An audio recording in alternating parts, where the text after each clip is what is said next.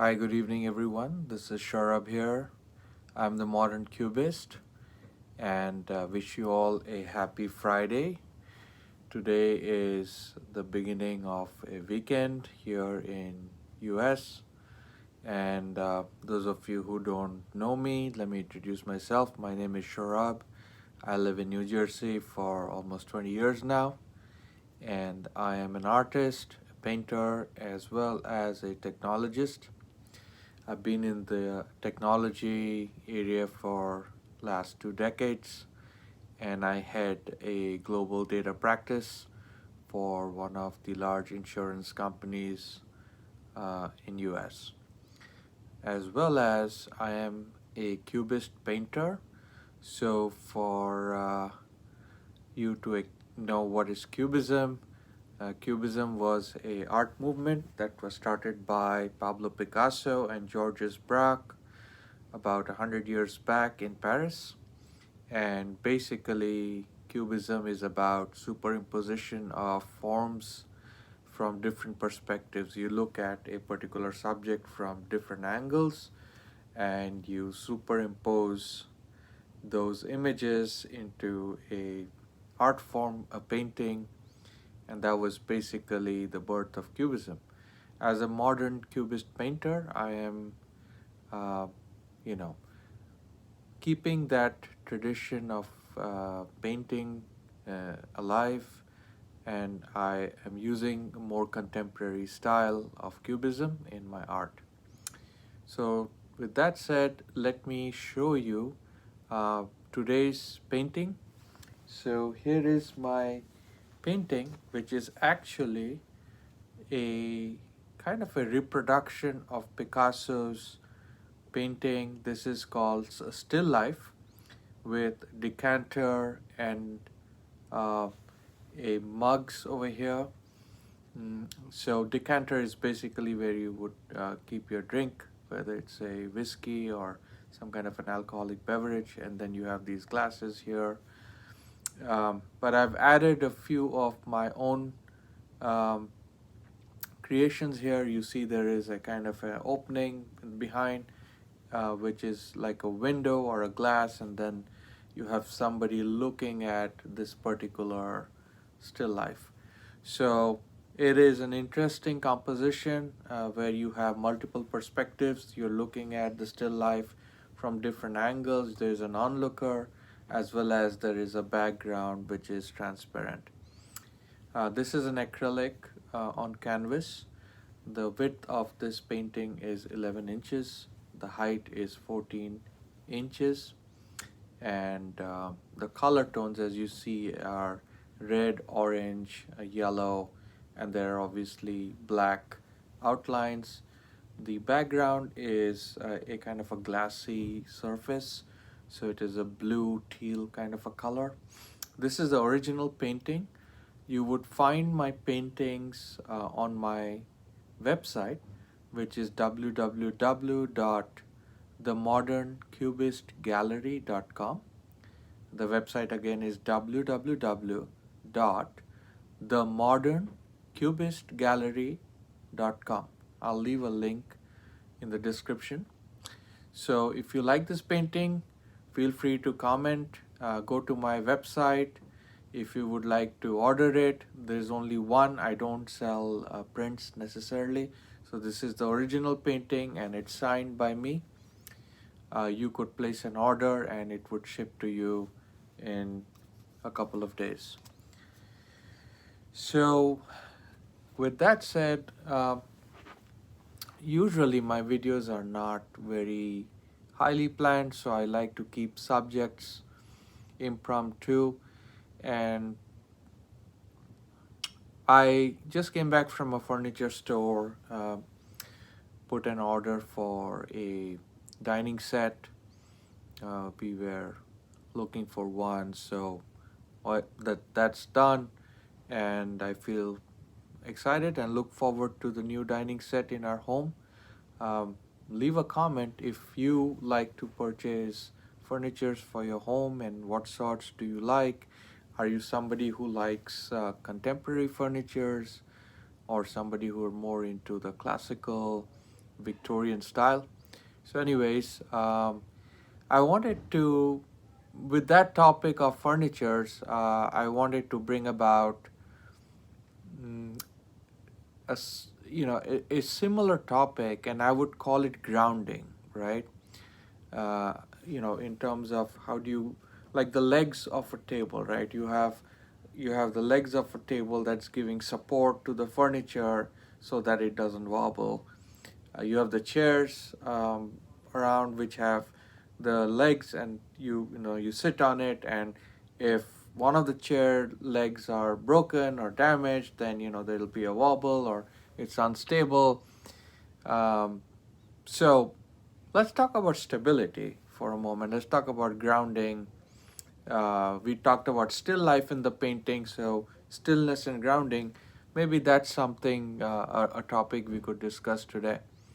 So, in one of the videos that I saw recently, and I'm not able to recollect the name of the person who talked about it, but he gave a very good example of grounding, and it was related to a table actually. So imagine you have a table, and that table has only one leg, it's like a pedestal table. And let's say that table is damaged, right? Or it's broken. Then what's going to happen? Your surface is going to be wobbly, or the whole structure will fall down, right? Similarly, let's say now you have a pedestal table that's got two legs, right? Kind of a decorative table, like you have a corner table or a side table. It's got two legs. And now one leg gets damaged or broken. What's going to happen? That table is again going to be wobbly, it's going to fall, right?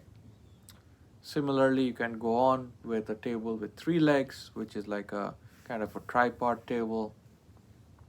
Same concept. One leg goes, it's unstable.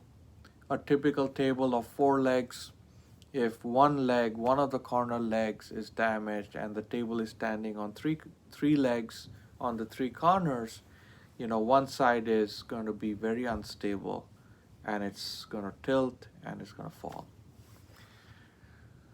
So now if you think about a table with six legs or eight legs, okay, let's say you have a table that's got eight legs, and one of the legs gets damaged or is broken. It is quite possible that the table is still going to stand. The table is going to be stable, and it is going to survive. So why am I giving you this example? Is because the more structure you have, more stability you have, more stable would be your table. So let's take an analogy. Let's say, and in some of my videos, I talked about a concept of MPIES, right? If you want to know what MPIES is, you can look up some of my videos and I talk about it. So the concept of MPIES are, they're basically the pillars, right? You have the money, you have the physical, intellectual, emotional, and spiritual.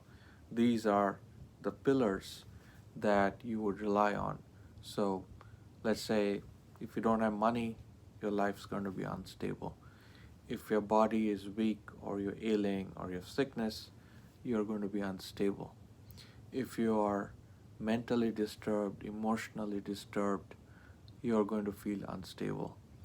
If you don't have a connection to the spirit, which is basically your inner self, then you are always going to rely on others for your happiness. You're going to be dependent on external factors throughout your life, and that's going to also create instability. So one of the ways you could manage the stable or your life is you bring stability with all these different aspects of your life: money, physical, intellectual, emotional, spiritual, right? If the concept is understood, then you would have a more stable life. Let's take another example. And I spoke about it in my past video. Let's talk about uh, wealth. Let's just talk about the wealth aspect of it. So let's say, you have only one source of income. Let's say it's a job, right? And I'm in a job, I've been doing job for so many years. And it is a very uh, reliable and a rather good source of income if you're doing a job. And so coming back to the topic, let's say you're doing a job and that is your only source of income, right?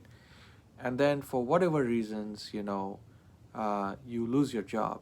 Let's say that you get laid off, or the company goes through a merger, which is very common nowadays, and the new management decides that, okay, we want to cut down our labor force. So unfortunately, you fall into that roster and you lose your job, or your health takes a beating and you're not able to perform, and you're basically um, you know not in a position to work. So, or let's just say you're retired, right? Which is a very natural thing. All of us who are doing corporate jobs at some point are going to retire. So you have single source of income, right? Now it's like a table with one leg, right? When that gets broken, or when that link is taken away, you're going to feel that instability, right? So most of us whose only source of income is a job, we feel highly insecure when we are at it. And the reason is very simple, because we are at a very high probability of being shaken out, right?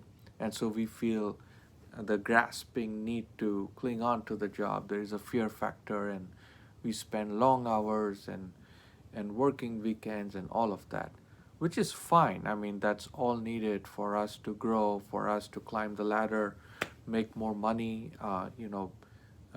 get into the seniority of positions and become a better leader, which is fine.